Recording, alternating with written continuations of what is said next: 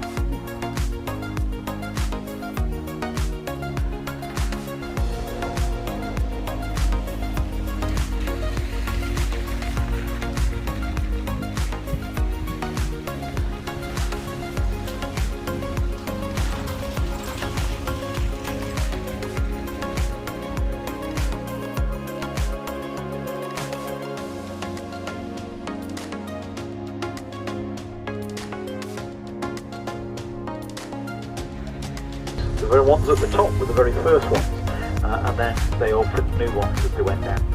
Now, when they brought out that piece of slate from the very top of the fells here, they had to get it down to the bottom of the valley. Now, once they had steam engines, and that's what that little steam engine used to do, they would run along these flat areas that were built, and they would bring the slate back on those. But before that, what they actually had was a gentleman who was called a runner. And the way they would get the slate down is load that big piece of that clog onto a wooden sled, and this wooden sled would have two ropes connected to it at the front. And those two ropes were to steer it with.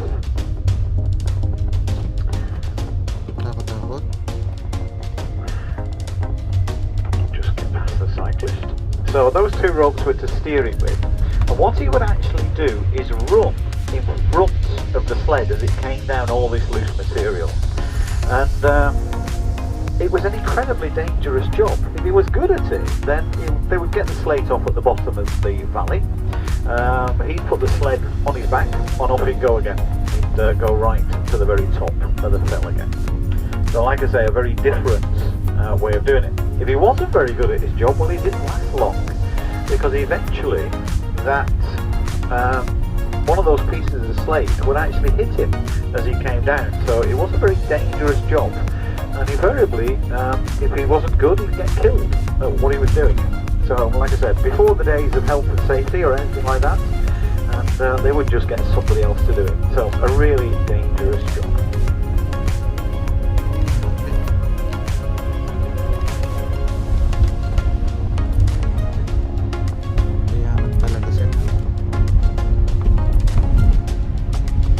Now here you can see the U-shape of the valley. This is typical of a glaciated valley, created as the glacier pushed through. And the glacier carried all sorts of things with it. They're very dirty things, the glaciers. They pick everything up that is in their path and they transport it right down to the valley. And that's a little bit of what you can see around you. There's a mixture of different types of rocks. Some of them have just fallen from the top of the fells, like this very big one on our left hand side, that just fell from the top of the valley. But some of the smaller rocks that you see are called erratics, and they were actually carried here possibly from thousands of miles away and deposited once the glacier retreated. And like I say, you see that throughout the Lake District, this idea that the glaciers left an awful lot of rubble behind them. But the glaciers also created very unique features, and one of them is just in front of us now. It's called a roche-matonne, and you should be able to make out a dome-shaped piece of rock. There's a couple of little Herdwick sheep just in front of it actually, but that dome shape was created because the rock was slightly tougher there. And that was enough to deflect the glacier in its path, so it actually rose up slightly and went over the top of this piece of rock. And it's that action that created this very smooth, dome-like look. But the other side is completely the opposite. It isn't dome-shaped, it's not smooth at all, it's very craggy. And this is because the glacier missed this part of the rock. So there you go, that's a roche metonic, very smooth on one side and then craggy and sharp on the other.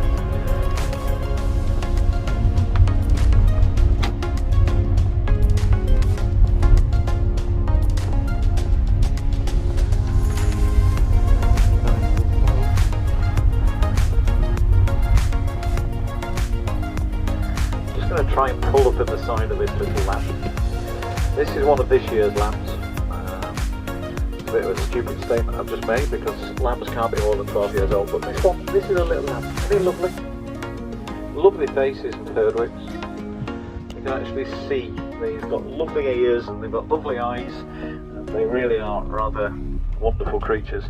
But Herdwicks are always smiling. They've got this permanent smile on the face. They look a little bit like teddy bears. We'll try and stop alongside another one in a minute because it is quite quiet out here. Just try and see one that's going to look at us. They're not very cooperative, aren't they, Herdwicks? I'm going to look the other way. There we go.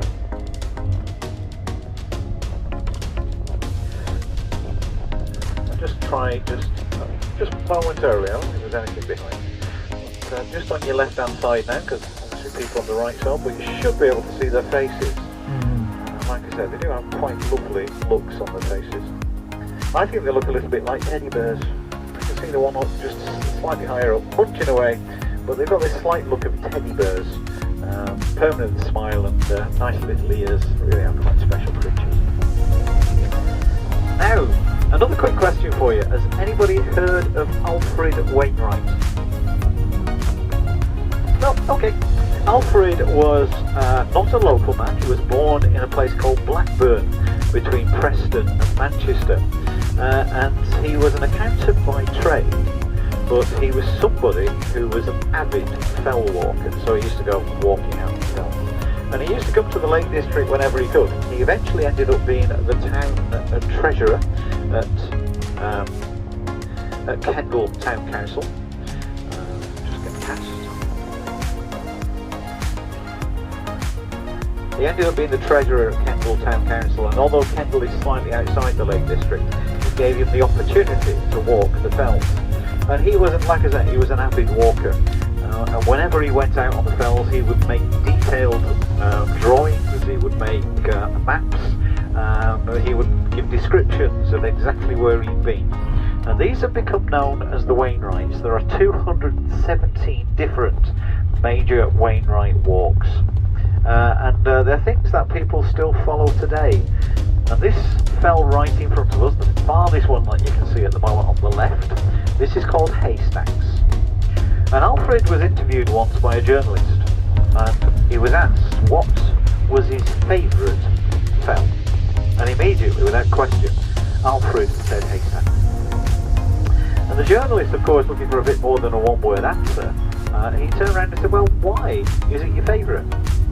And Alfred thought about it for a moment, and eventually, in his very broad northern accent, and I will translate this in just a moment, but he turned around to the journalist and he said, "Tin ties, tin ties, tin lowest, tin teasiest, tin hardest, just like it." And it isn't the highest, it isn't the lowest, it isn't the easiest, it isn't the hardest. I just like it, and it was, to me, a great way of describing what the beauty of the Lake District is. It doesn't matter what your reason is for liking something, as long as you actually like it, and that's all that matters. And Alfred was granted the great honour of actually having his ashes scattered at a little place called Innemolate Tarn. That particular word means a place with no name. That said, if you were up there walking on Haystacks near Innemolate Tarn, and you're kicking the rocks along the way, please have a little respect, because it could be me. And that is the way he finished his request to have his ashes scattered.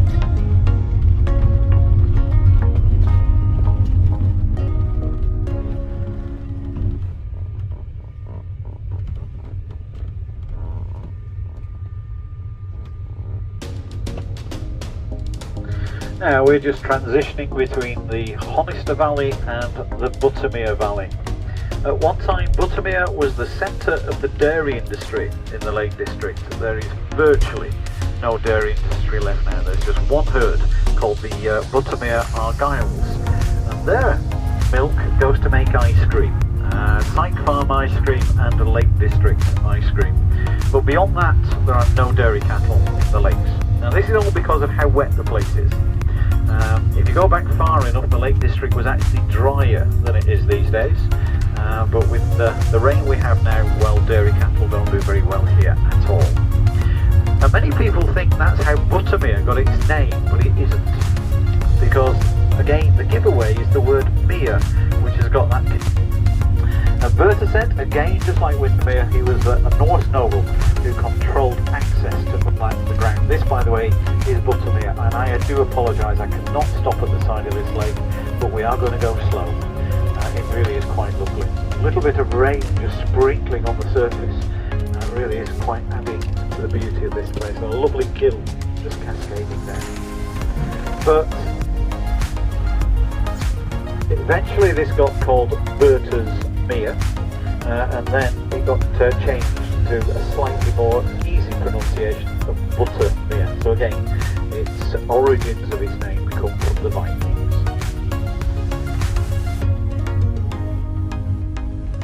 Lovely little lake is Buttermere. At one time there was just one lake in this valley. There are now two. Buttermere has a sister lake called Crummock Water. Now this particular valley is subject and prone to landslides, and they still go on today.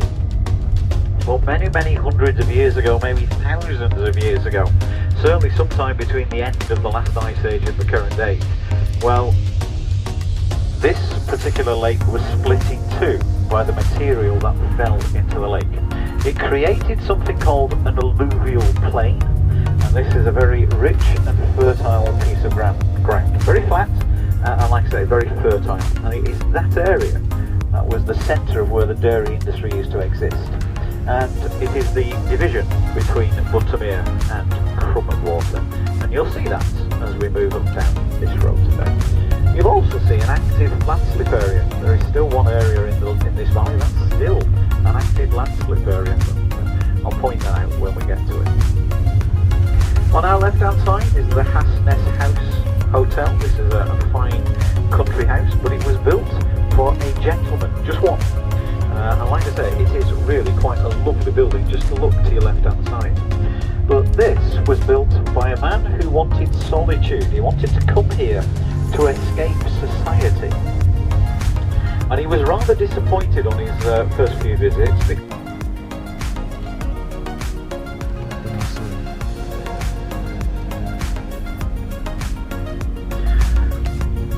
Just on our right hand side, this is an active landslip area, and it has been moving over the last few weeks. Nothing to worry about, nothing dangerous, but eventually this will all tumble down and it will get to the very edge of the road. Once it gets to the edge of the road, the council come along and clear it all away again to ensure that it doesn't block the road. But like I said, this is still an active landslide area, and that is what created that plain of land you can see just at the end of Buttermere there.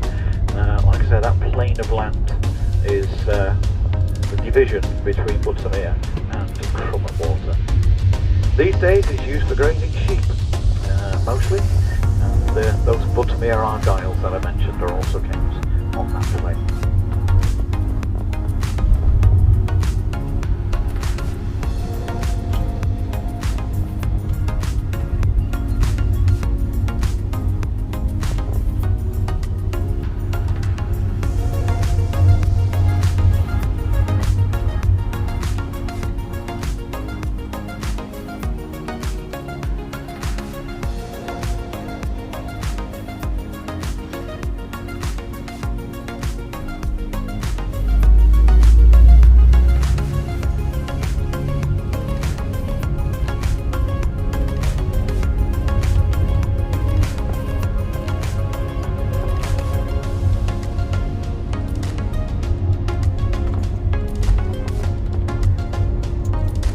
Now we're coming up on yet another fine Victorian property.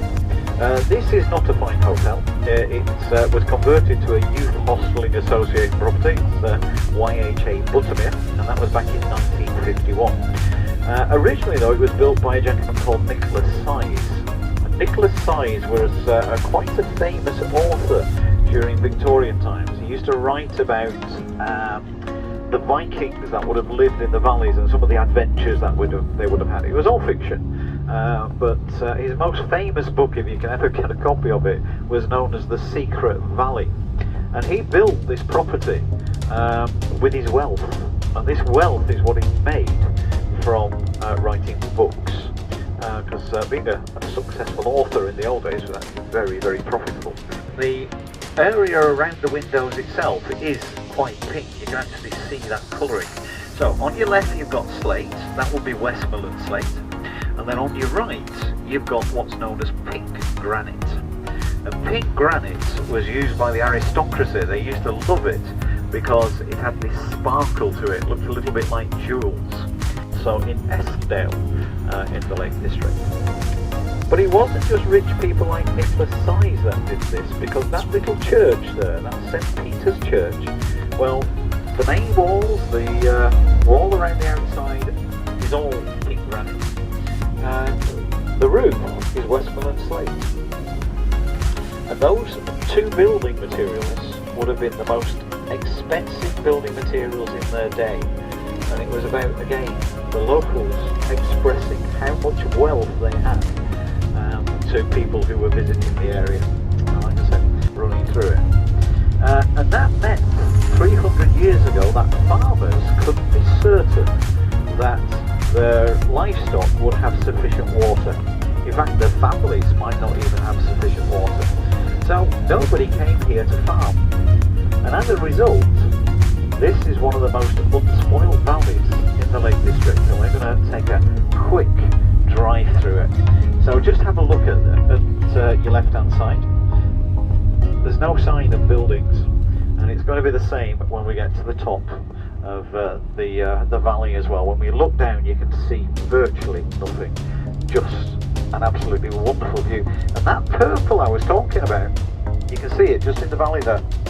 You can see the purple colouring at the top of the mountain. All of this is created by those tiny little flowers. You see, we can see some on our right hand side. But those tiny little heather flowers, they've turned at the top of the fells purple. Really is quite special. And it only lasts for about 2 weeks of the year.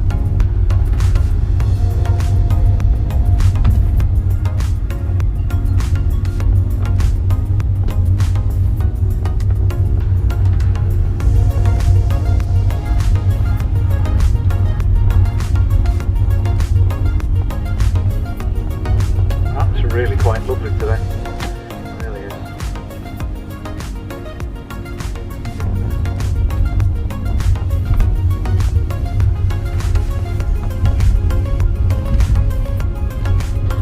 Now if you're having a look out there and you can see some white spots, well, the white spots are most likely sheep.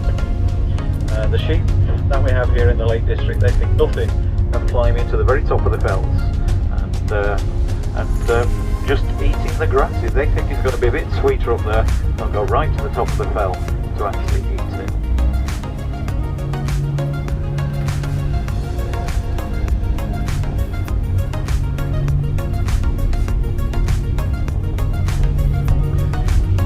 Now I should mention that Herdwicks are rather special. They're considered to be our native sheep in the Lake District, I've already mentioned that. And they are rather unique, because every one of them is born black. You might have noticed that with the lamb that we pulled up against. Much darker colours than all the females, the ewes that were around.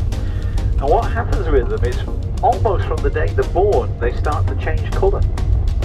And they're the only sheep that do this. They actually start to change colour. The first thing that changes is their heads and their legs. They go white.